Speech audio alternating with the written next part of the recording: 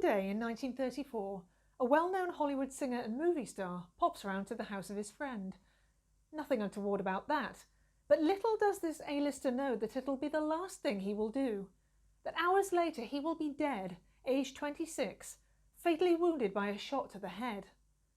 And that it will be his friend who fired the pistol. This is the tragic death of Russ Columbo, an accidental shooting in 7 steps. I've had my moment. It is a Sunday afternoon in early September when Lansing v. Brown removes the gun from its case. Seated across the table is his friend, Russ Columbo, one of the fastest rising film and radio stars in the country. It had been an hour or so earlier, a little after 1, when Russ had pulled up outside the house on 584 Lillian Way, Los Angeles. A modest abode by Hollywood standards, but Lansing Brown is a photographer, not a film star. Russ is on the way to perform his regular weekend radio show and cannot stop at his friend's house for long. So the maid has let him in, he has chatted to Lansing's parents, had some photographs taken, and has now agreed to a quick tour of his friend's collection of vintage firearms. Russ looks past the pistol his friend is cradling, his attention lingering on the empty case. It is lying on the table like an open jaw, showing its velvet inside. It reminds Russ of the case of his first violin. He can smell not gunpowder but pine, the scent of the rosin he used to grease his bow when he was a child. Russ Columbo was born Ruggiero Eugenio di Rodolfo Columbo in 1908, the 12th child of Italian immigrant parents, and, thanks to his theatre musician father, had been immersed in music from infancy.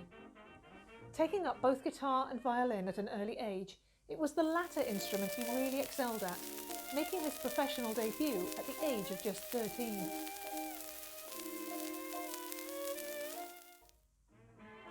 His teenage years were spent playing for enthusiastic vaudeville, theatre and nightclub audiences, and it was during this time that the performing bug, with its addictive combination of adrenaline and adulation, bit.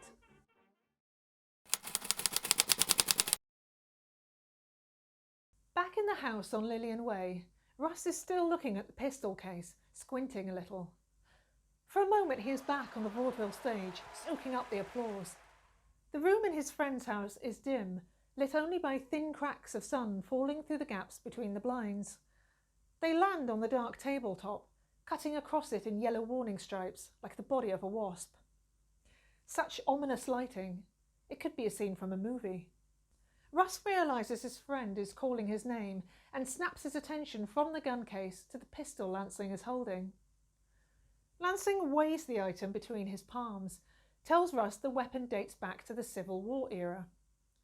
The pistol curves pleasingly, an object of aged metal and turned wood, further smoothed by decades of handling.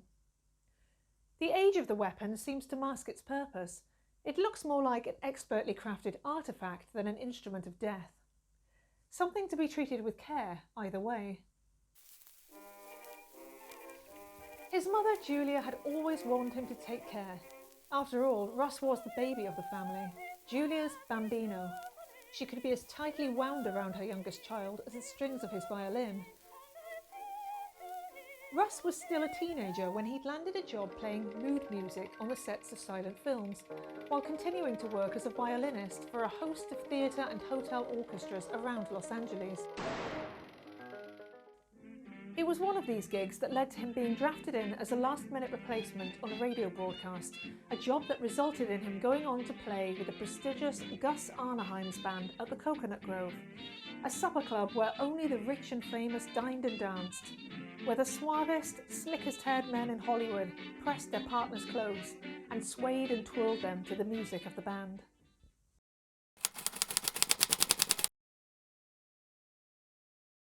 Lansing is gripping the gun in a particular way now, Russ notes. The positioning of his hands somewhat unnatural. One of them is around the handle, thumb on the hammer at the top. The other holds a match above the place the hammer is meant to strike, an unlit cigarette dangling from the man's mouth. A rare cloud passes before the sun then, and the slats of light sloping across the table suddenly vanish and the room darkens. Russ glances at the window. glances back again, notices the minute action of his friend's thumb as he releases the hammer to ignite his match and light his cigarette. There is a moment of silence before the match flares. In retrospect, this silence seems louder than the sound that follows. A little blaze of orange from the match head, then a blast so loud it is like an explosion. The spent match falls to the floor. It was some time in the fall of 1933, beneath the star-sown midnight ceiling of the Coconut Grove, that Russ Columbo first met the actress Carole Lombard.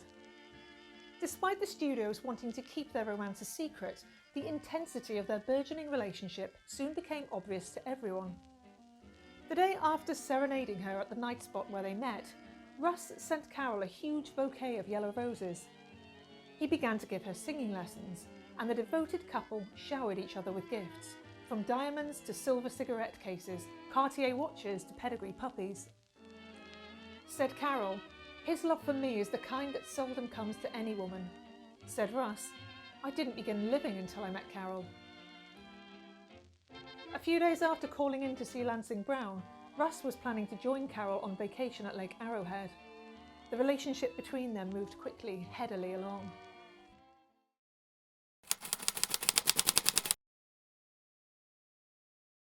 In the room of the house on Lillian Way, the next events unfold so fast and freakishly they are impossible to stop.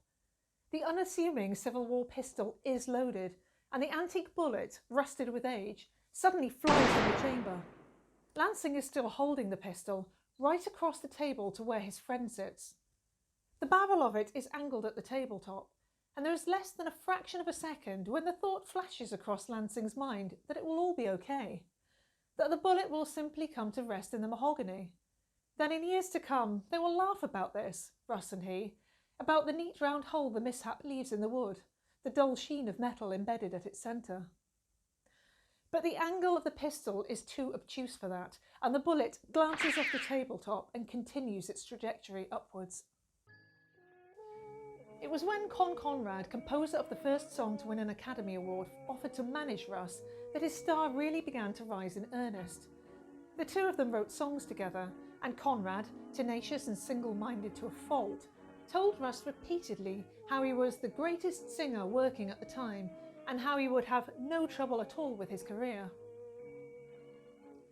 Growing fame on the radio followed, with Russ being dubbed the crooning Valentino, charming listeners with his velvety baritone voice, securing the same devout female following via the airwaves that Rudolph Valentino had on the silver screen. Conrad arranged photo shoots for us, the results of which graced posters, magazine covers and trade publications alike. It was this image, carefully cultivated by Conrad, that secured Russ an increasing number of film roles. His athletic physique, dark eyes and smooth olive skin, the perfect ingredients for the silver screen.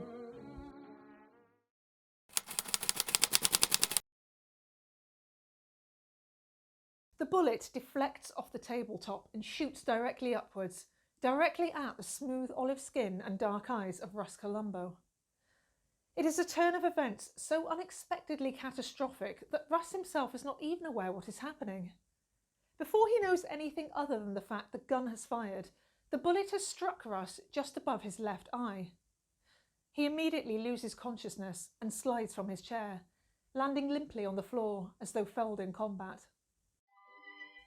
The early 1930s had seen Russ engaged in the so-called Battle of the Baritones, in which he had been pitted against fellow Coconut Grove crooner Bing Crosby.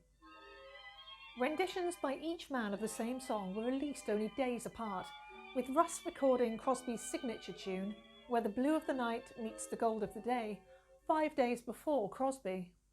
Where the blue of the night meets the gold of the day. Seeing the commercial potential in this rivalry, Columbo and Crosby would be booked to perform shows at competing theatres on the same night, located only blocks away from each other. Despite the contrasting vocal styles of the two men, Russ more earnest, Oh, how happy I would be. and Crosby jazzier and more playful. Oh, how happy I would be. timbre of their voices was undoubtedly very similar, and behind the supposed rivalry swept up by the press and studio PR, the truth of the matter was that Columbo and Crosby were actually good friends.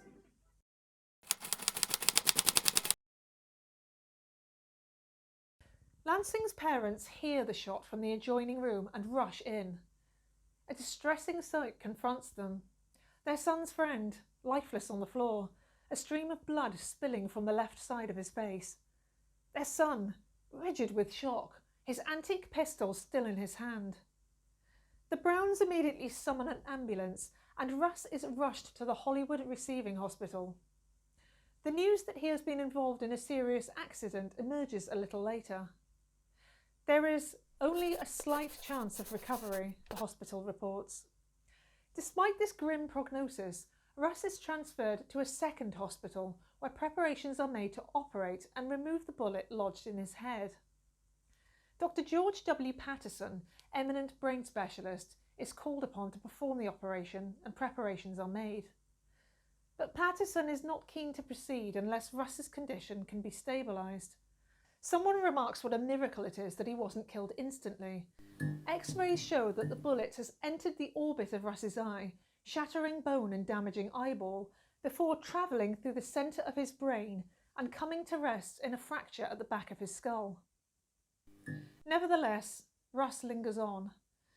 It is a whole 6 hours after the pistol clumsily, accidentally discharges that he finally succumbs to his injuries, having never regained consciousness.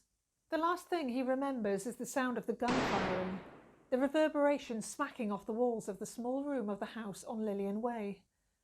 Or maybe the last thing he remembers is the blare of the trumpets from the orchestra behind him, the rush of applause, the thrill of the movie premiere, Carol's hand in his.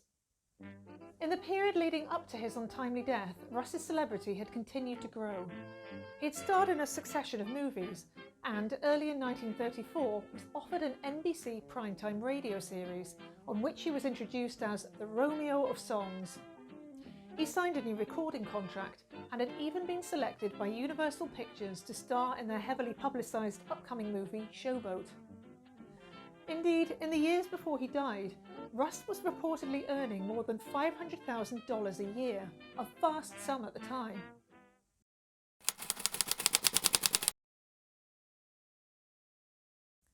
Russ Columbo, one of the biggest names in Hollywood, now lies in white, his body temporarily resting in the building of the county coroner's office. Unsurprisingly, Lansing Brown has questions to answer. He spends hours being interviewed by police and collapses under interrogation. He is eventually released following a court inquest after a jury comes to the verdict that Russ Columbo came to his death by a gun wound accidentally inflicted by Lansing Brown. Brown is absolved of all blame. His name is clear, if not his conscience, and he grieves for the outcome of that Sunday afternoon for the rest of his life. And despite the verdict of the inquest, stories begin to circulate. A servant heard Russ and Lansing arguing just before the shooting. Russ committed suicide. It was a story of unrequited romance, a crime of passion. A huge crowd gathers for the funeral on Sunset Boulevard, with Russ's old adversary, Bing Crosby, acting as one of the pallbearers. Mourners numbering 3,000 watch the casket Carol has had covered in white gardenias pass into the church. They had been Russ's favourite flower. Carol herself is inconsolable. Before she meets her own premature death less than 7 years later, she requests that white gardenias be strewn across her casket too. 2 days prior to that afternoon on Lillian Way, Russ's mother had suffered a heart attack, so the decision was taken never to inform her of her son's death. Julia Columbo had no idea her youngest child had died, and was kept in ignorance of this fact right up until her own death. The trouble taken to continue this charade was painstaking. The family devised a story that Russ had signed a contract for a 5-year tour overseas. They wrote letters to Julia, full of news from abroad, stamping them with a London postmark. Newspapers coming into the Columbo family home were censored. Julia continued to receive Christmas and birthday presents from her son, and the family even played recordings of his radio programme at the times it should have been going out live. Allegedly, Julia's last words were, "Tell Russ I am so proud and happy." As for that Sunday in 1935, if Russ hadn't called in at 584 Lillian Way, if he hadn't lingered long enough to view the pistol collection, if Lansing hadn't wanted a cigarette, if the pistol hadn't been loaded, if the bullet had travelled at a more acute angle, if there hadn't been a table in the way, if Russ had been sitting just a little more to the right, if all these things had happened differently, Russ Columbo might well have lived to become the greatest singer of his generation, and still remembered alongside the likes of his friend Bing Crosby to this day. Good night, sweetheart. Good night.